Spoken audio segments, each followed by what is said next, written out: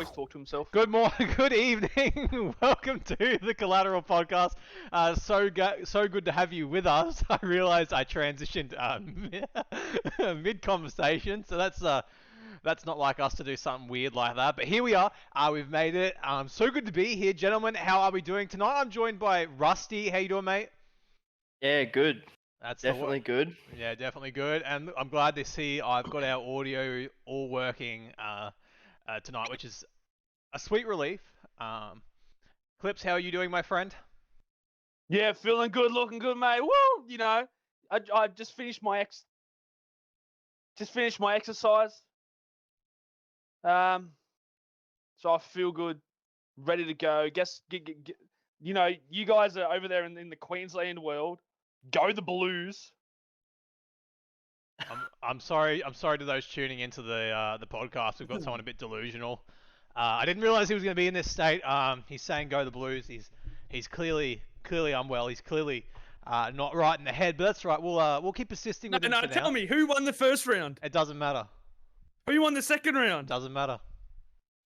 Who's winning the third round? You're getting caught up on minor details.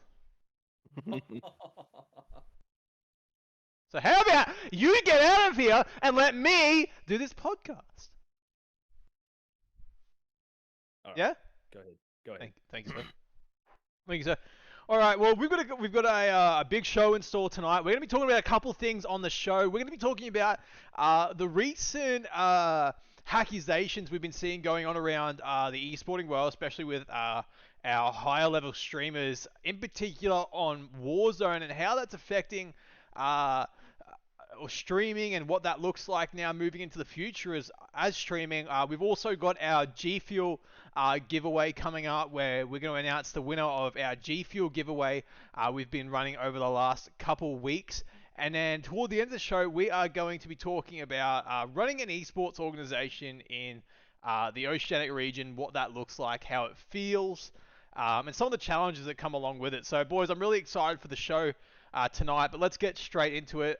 This week, I've been seeing in the last couple of weeks, I've been seeing all over my Twitter, my Instagram, even my Facebook and YouTube about all these accusations that have been coming out about how all these different high-level streamers, whether it be ZLaner, Mutex, or you could rattle off even more than that. And obviously, Symphony's had his fair share of controversy around him in the past. But gentlemen, I've been seeing it all over my social media that there is accusation after accusation after accusation about these players either using Cronus's, wall hacks, aimbots, the lot. And so we've gotten to this point where these streamers, these content creators have to go to these extreme lengths just to prove that they're not hacking. Is this getting out of hand? Is this getting ridiculous? Definitely. No? No. Can you elaborate? So, have you seen how these professional players have played? Yes. I'm familiar. What do you mean, yes? Explain. I want to know. Hold on, Rusty. I want to know your thoughts. Okay, so I watch ZLaner. He's probably one of the only ones I'm watching at the moment. And he's even got monitor cams. He's got, controller and hand cams. He's just, cracked out of this world. So ZLaner is an exception because he plays controller. So does Mutex.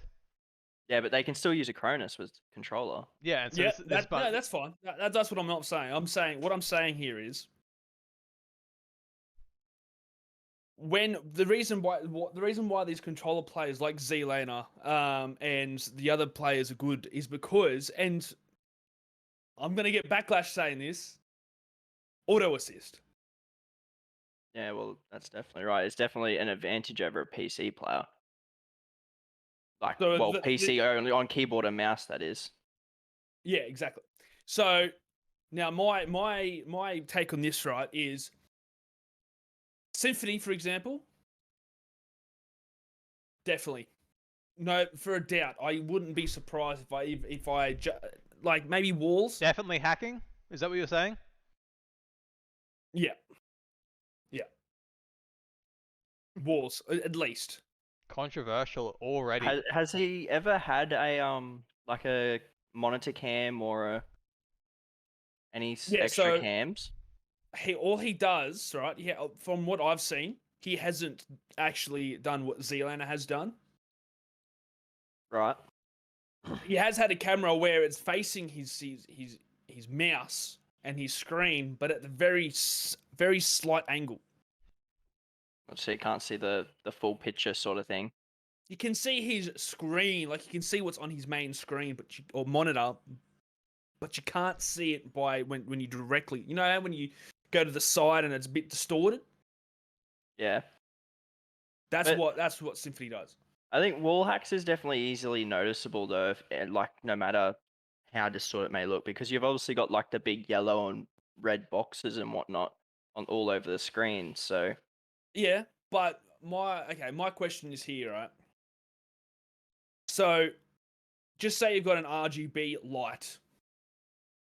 yep, Now, what will happen, right, is when you change direction according to that light, the light will change color. In like if the light, depending on how the light's refracting, how the light's reflecting, the light's going to change color. Now, there is some applications out there that work by eliminating the boxes by putting a camera on the side of the monitor. yep. So Following. when somebody has the hack or the cheat, it looks like they're not.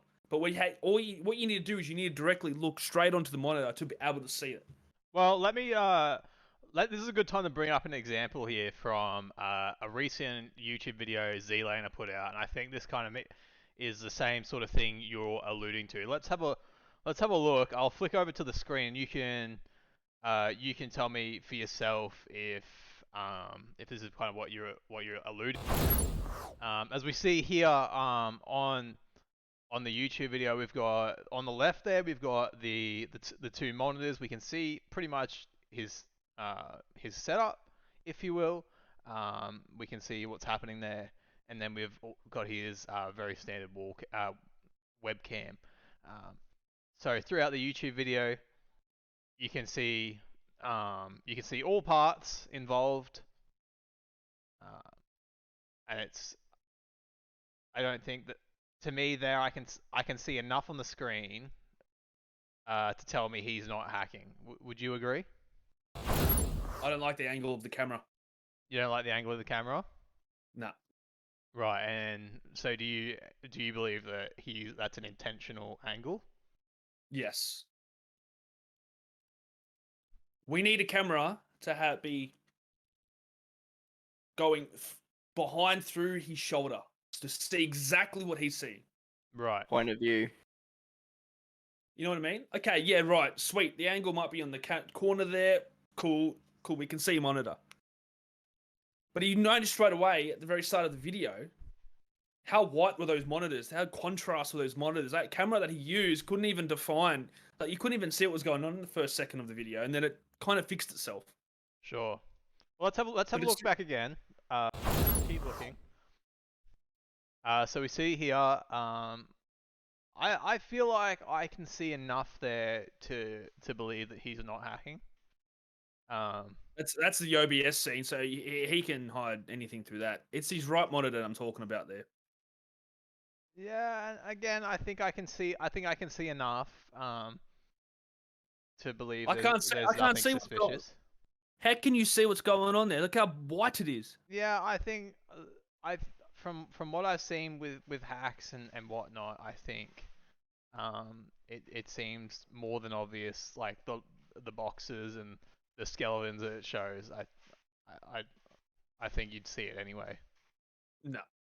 Color, I completely disagree. And so, do you think it's more common than we think, seeing these hackers that are professional streamers? And how have they not been caught yet? That's where I'm interested. my question here is, see, perfect example. I want to know how he.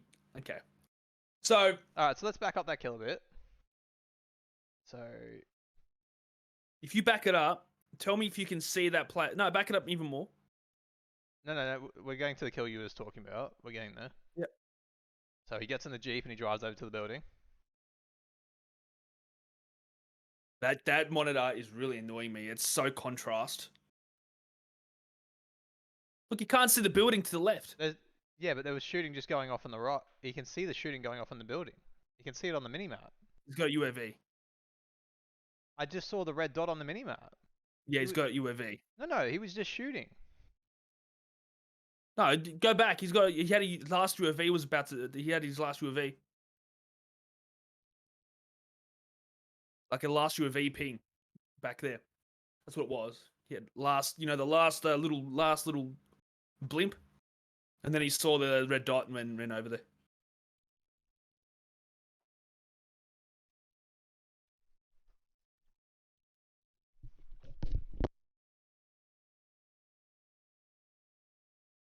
Yeah, I How mean, far back? I don't know. I don't like the contrast of his monitor. What do you reckon, Rusty? I mean, I think I'm on firm belief that Z-Laner does not hack. I think he's tried to he's proved himself that many times over the past, like 6 to 12 months, especially that he's not hacking. Like, I mean, I've watched his live streams and whatnot, and he dies to some stupid stuff sometimes. And I feel like he wouldn't be able to do that if he had walls. So, okay, I got a question here. I mentioned a completely very simple way of fixing this. Right? Why haven't they done it yet? What, put an anti-cheat in? No. Put the camera right beside their shoulder. Oh, I don't know, maybe it's probably like too uncomfortable or something to have a camera right there. I'll do it. I'd be like, yeah, all right. If you think I'm hacking, I'm gonna show you exactly what I see, my perspective. Show you exactly what I see. Right now, we're not seeing what he sees. Yeah. I just don't know, gentlemen. It's I don't think it's one we'll have a clear answer to anytime soon. I don't think we will, in a sense. Well, the rate of this, I'm not saying Z-Lander himself hacks, but I do have some suspicions that others. Without do. a doubt, I think there is probably a handful out there that do, but yeah, Symphony. just on this topic, I just don't believe Z-Laner does. I think Z-Laner is pretty Symphony safe. does. Okay, that's fine. You all owe me $100,000 when Symphony gets banned. Let's have another look at a different content creator streamer, professionally, if you will. Let's look at Mutex. So we see here on his Twitter, he screenshotted his task manager, and all that jazz. We see that there, and then if we go across, we look at this Twitter video he put up, which kind of shows us what he's doing on his stream. So now we see 4 cameras. We see 4 cameras to prove that he's not hacking, and I think this is a clearer image of his main monitor, which is what you were hoping for, I think, Clips. Let's have a look at this video play up. Yep.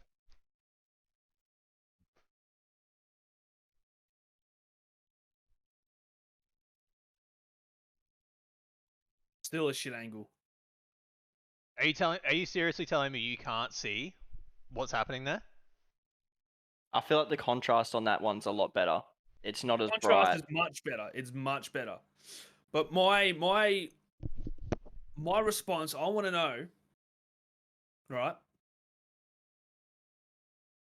I want to know, right? Why has he put the camera on that angle? It's probably where it just works better. no, and I'm sorry, but I'm just gonna say outright no with that one. And the reason being, is because look how much room he has in the back of him.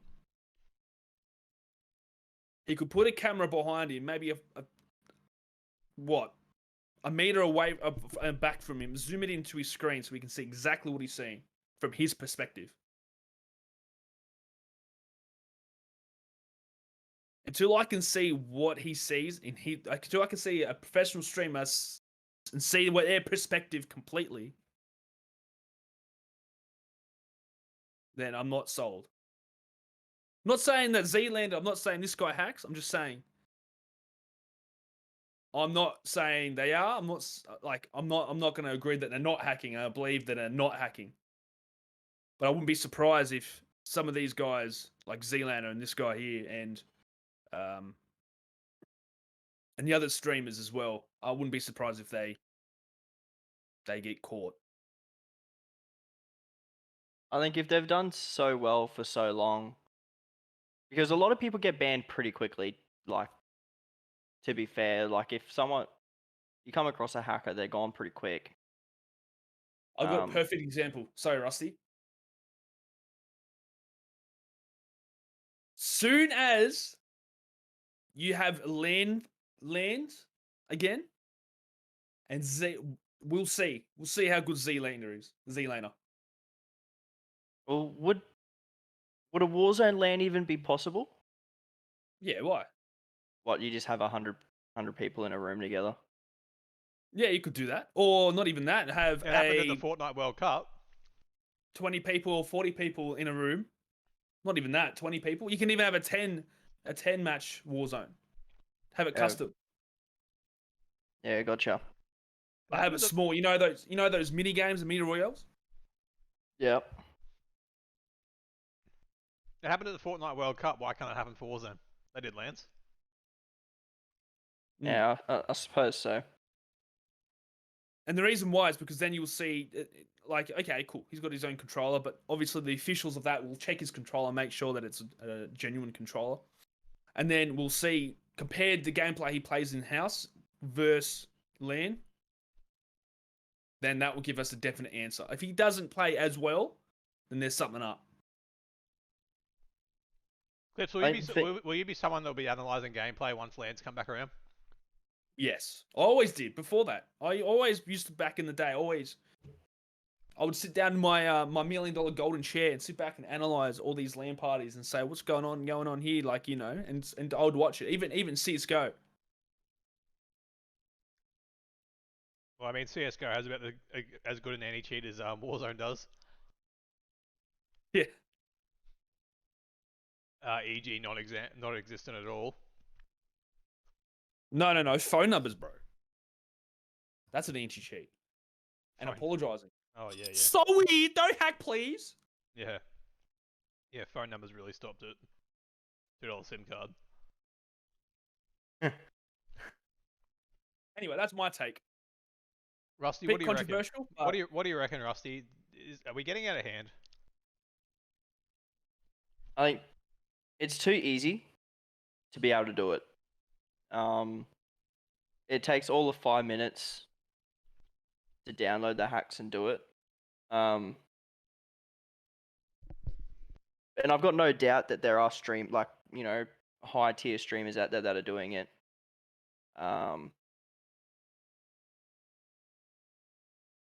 But there's literally nothing we can do about it. Like, obviously, if they come out, everyone will lose respect for that streamer. But at the end of the day, there's no anti-cheat, and it almost seems like in Activision or Infinity Ward or whoever it is, Raven Studios. Raven just really do not care. I think that's a simple fact why a lot of people are leaving Warzone, just because there's no anti-cheat, and every second game, is a hacker or two. So Yesterday I played Warzone, and me and player Brody ran into 3 hackers in 3 different games.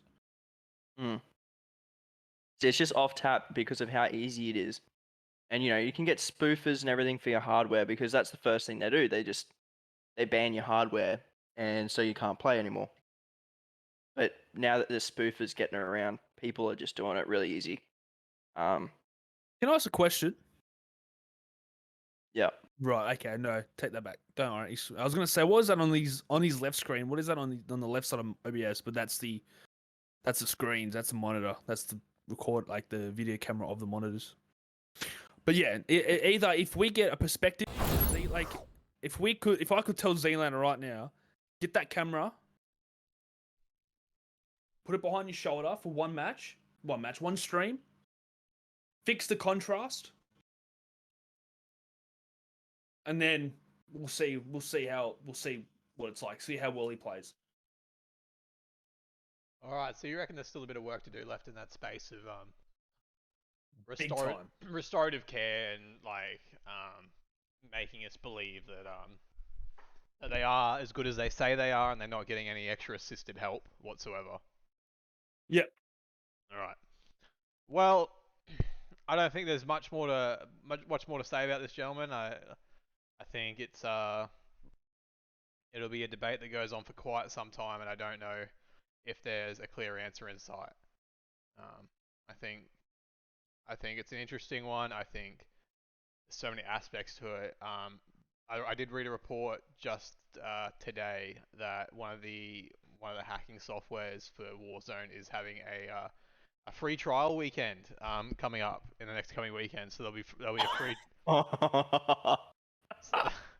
so there'll be a free trial to download and give some hacks some runs. So that'll be an interesting weekend for Warzone. If you're very against hacking, I suggest you probably just stay away and don't even play the game because it's going to be a nightmare. So from Saturday to Sunday. Sorry?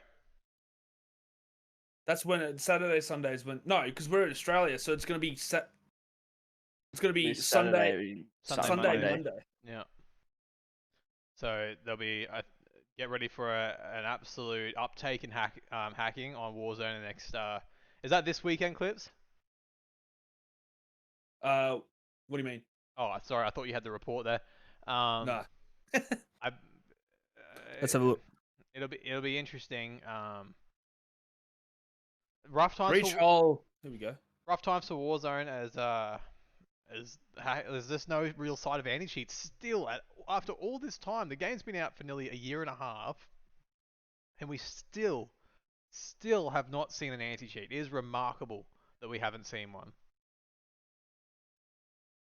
It's a bit ridiculous. Oh, it's crazy to me that we haven't seen it yet. Like, how can they keep doing this to their this loyal fan base that they've had for the last year and a half? But we're even seeing it that people are starting to drift away. Content creators are starting to drift away. But I was reading another report the other day that a hacking company got the source code for Battlefield 2042. So it's going to be pretty hard to avoid hacking if they've got the source code for the game and they can just intertwine it in there. So could be rough times ahead for more than just Warzone, but Battlefield as well.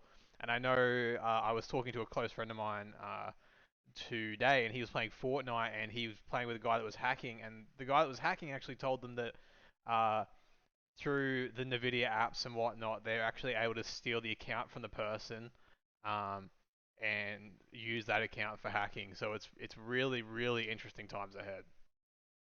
So just to add last thing to this thing. Yeah. Warzone just put an update. When was it? Today. 8 hours ago. To remove the ability for hackers to unlock weapons, camos, and attachments for other players. Yes, this is another one, Jen. Have you seen this one? So yeah, they've been putting them in. Hackers are able to kill another person and then give them a level 1000 and unlock everything in the game. That's nuts. When you kill someone, it gives everything. Gives you everything. So when the hacker kills someone, it gives the person they killed every camo, every gun, every calling card, every emblem, every attachment. I mean, free Damascus, right? Yeah, free DM Ultra, a lot. Clips, what are you thinking there? I'm just kidding. I'm just That's a lot of paid content. Yeah, it's a lot of paid content. So is that something that they're backtracking on? Yeah. yeah, how do you stop it without banning the accounts that someone unwillingly got given? Or how can you tell the difference between somebody that got Damascus and somebody that didn't? Well, that's Legit. right. Yeah, well, that's right. It's too. Unless the hack had a specific way of like changing the levels or something. It's pretty hard to reverse at this point. Surely they would have something somewhere Like what? that they could just see how much XP was earned in the like last X amount of hours of gameplay or whatever. They'd be able to isolate who was killed. I mean, potentially. You know, Very the hardest part in this, and I believe this is the way Raven has done it. By the way, this tell me if this is too controversial, but Raven Studios.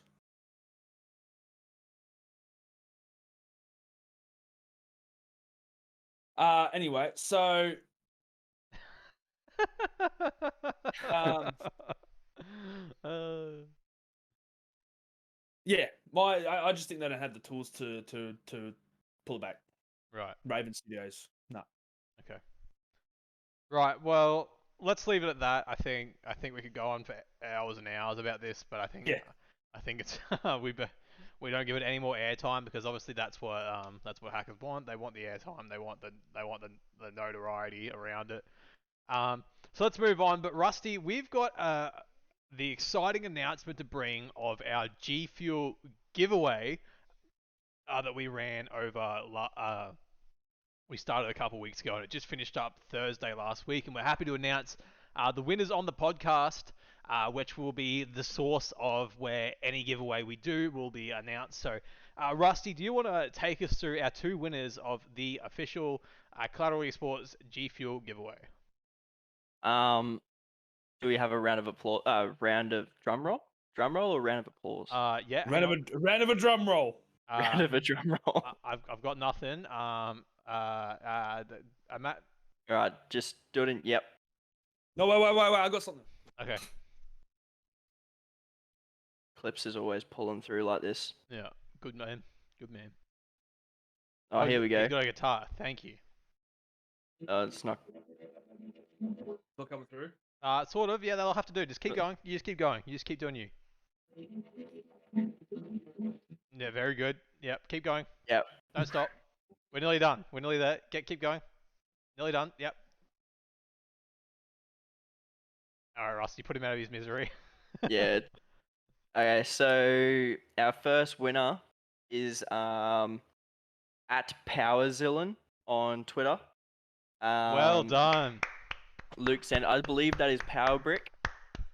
Powerbrick, Congratulations, mate. who is he's a caster in the Let's Play Live CS:GO scene. So we're happy to see it go to someone who gives so much to the community. So that's awesome that we were able to send him a container of G Fuel. Who is our next recipient of the giveaway? And our second winner entry was via Facebook, so I just have their real name, which is just Joe's B. So I'll get in contact with both of you later tonight, tomorrow morning, sort of thing. Get your addresses and all your info, and you'll have 2 new G Fuel tubs heading your way. Fantastic. Well, congratulations to the winners. That's awesome. Thanks to everyone who entered. Really appreciate your support. Really appreciate you entering in the giveaway. But make sure you stay tuned on our socials for when the next giveaway goes live, where we can't wait to announce it. So in the next day or two, keep your eyes on our social medias. We cannot wait to release our next Collateral giveaway. But gentlemen, I want to move on to a next topic that we've kind of dabbled in over different podcasts, but we want to talk about the struggles of running an esports organization in the Oceanic region. It's a big topic. Yeah, and it's a huge topic, and there's so many different ways we can go, but we're on a somewhat limited time. Uh, Go the but Blues. we all want to make Origin. Um, but it's one of those ones, gents, that there's so many different avenues, so many different paths we can go down on this discussion, because a lot of people see the games, they see the highlights, they see the wins behind the esports organization. You know, you see Optic, and you see, oh, this is obviously a large scale, but if we keep it Australia, we see Team Bliss winning um, the Let's Play Live tournament in the pro leagues. We see those wins, and we think that's really awesome for them. But what a lot of people don't realize and understand is the work that goes in behind the scenes to get an organization, a team, to that point in their journey. It's been it's I assume it's been a massive journey for Team Bliss, as much as it's been a big journey for Collateral so far in the lifespan we've had. And there's just so many struggles and challenges that come along the way that aren't always seen um, in the sphere of running an esports organization in the oceanic region. Rusty, what are your thoughts on it? You know, as part of Collateral, what are some of your thoughts around this? It's definitely tough going, especially at the start. Once you got some traction and some fan base and some loyalty behind it, things get easier. But then your stress picks up a lot because you've got a lot of people to try and impress and a lot of people to try and keep happy. But I definitely encourage anyone who's definitely sort of in the mind space and wanting to get into it, whether that's just helping manage an already established organization or thinking about trying to start their own. I definitely encourage it. There's a lot of talent out there, but you don't have to solely rely on talent to become a big organization. As we were talking about last episode,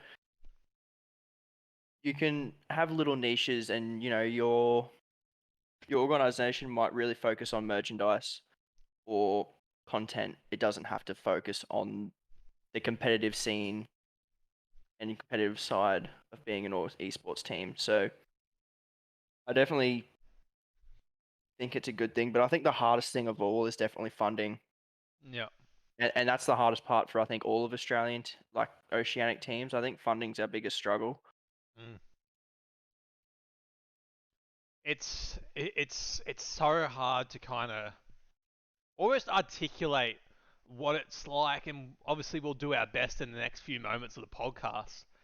Um, but run the funding is such a hard issue, because how do you it's all about separating yourself amongst so many people trying this. And I encourage anyone who has that feeling like, oh, maybe I should give it a crack, to have a go. And if you're like, hey, I don't want to run the show, I don't want to I don't want to be the person reliable for everything, but I want to be involved in the management side of an esports organization. Chat to one that you're interested, get involved in one. I know for a fact esport organizations across our region is always looking for people to come onto the team, come into the management side of things, because there's so much work to do. There's so many people to work with and communicate with, and the more people willing to step up and put their hand or put some skin in the game, the better, I think. And it's going to see a healthier OCE region across the board when more people start getting into that management side. And we still need our players, absolutely. We still need a high caliber list of players. But we also need people on the management side, on the admin side, doing the work behind the scenes that no one gets to love. But in the end, everyone will appreciate it in one way or another. Clips, I want to ask you, as part of our staff at Collateral, what's been some of your experience with being a part of an organization? You came on board with us a few months ago now, and you've been so beneficial for our organization. But I want to hear your perspective, and I'm sure the people on the podcast want to hear the perspective of someone who doesn't necessarily own the organization but is heavily involved. What's it look like to you? So, even though, as I and correct me if I'm wrong here, Collateral eSports has been um,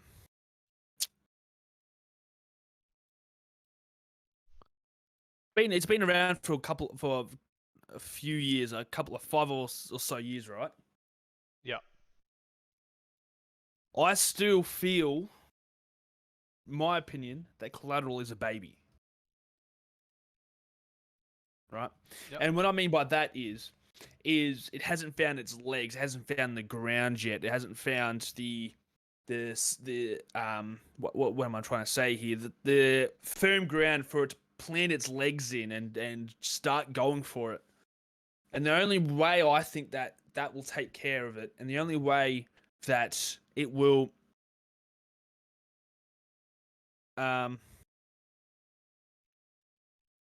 it should the way we're going now is what we should be doing. Right.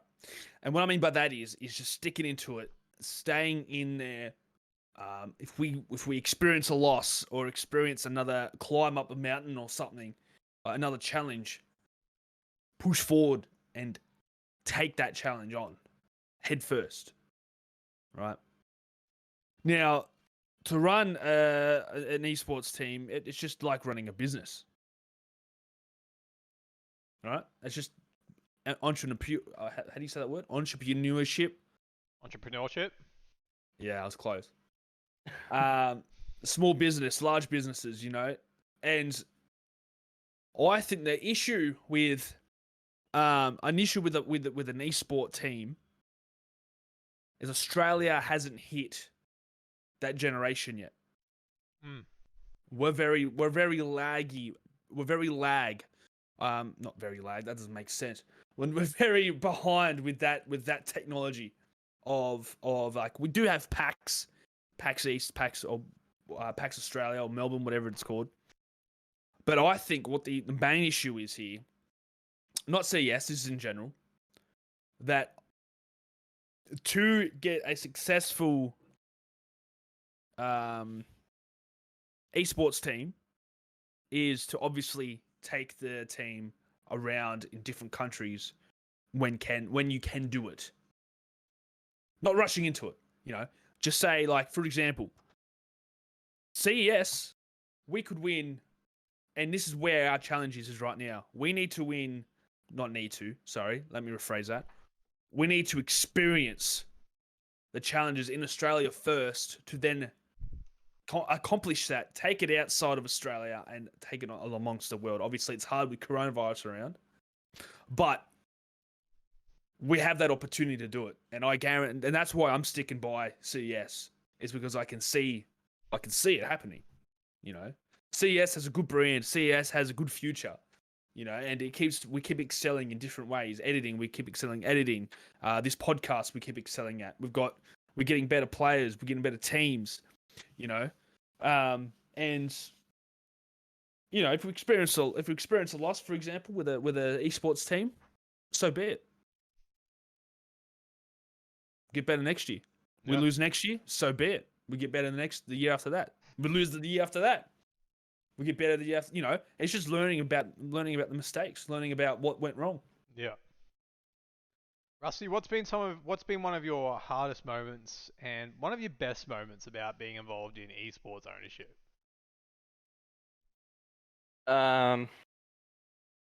Suppose I'll start with a worst. I think it's trying to please so many people that you forget about others. For example, like, we've had good players and whatnot that we're trying to look after, but in doing so, we lose loyal fan base and loyal people that are only trying to help. I think that's probably definitely one of the worst things, but it comes with everything. Like, you lose, you gain some, you lose some. So that's to be expected. But then I suppose the best part of it, you reap the rewards. You put into time and the effort. It definitely starts paying for itself. and it's just an enjoyable experience. Like, you get to meet so many more people through it. We collaborate with so many organizations now. We've met so many great people. It's just really great, and I'm looking forward to when LANs start again.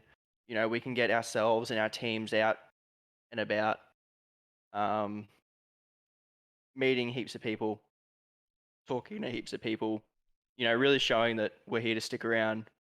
I think it'll definitely be really beneficial. Just on that, Rusty.